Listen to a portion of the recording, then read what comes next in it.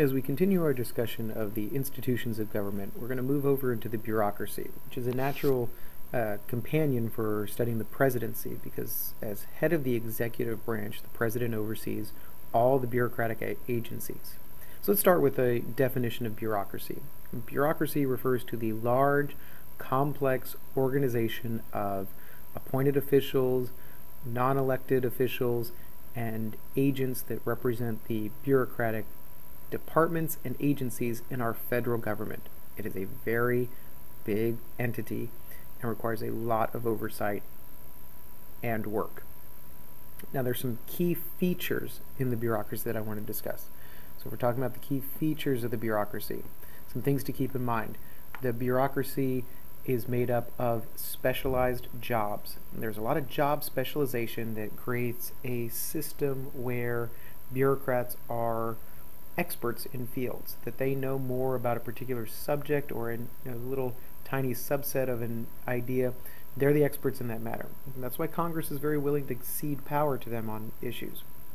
There's a hierarchy to the bureaucracy, that the bureaucracy is one where power flows up, and those at the top of the pyramid have the most power. And it's at that top level that the president has a lot of influence, because he is the one who appoints the top level bureaucrats.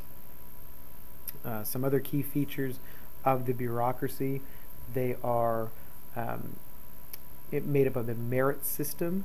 You have 90% of the government jobs are done through the merit system. So that contains a system where the Office of Personnel Management oversees our bureaucracy, and what they do is they issue job postings as jobs become available in the bureaucracy, and you need to have qualification for the job. You need to show that you are highly qualified for this government job.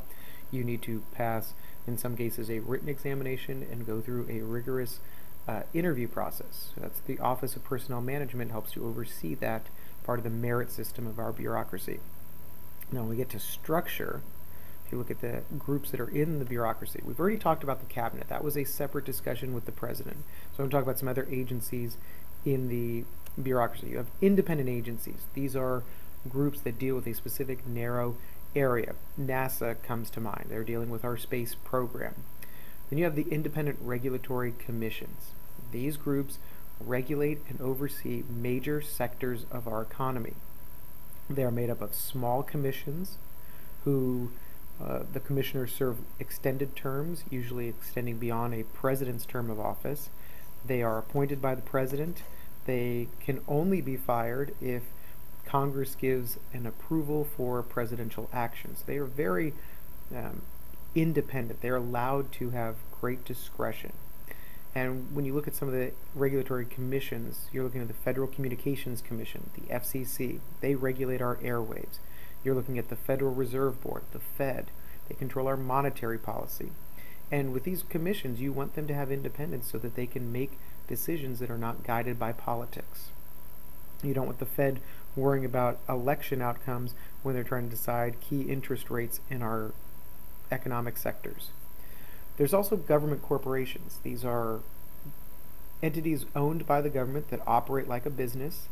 Amtrak, our train system, and the Postal Service come to mind as clear examples of government corporations.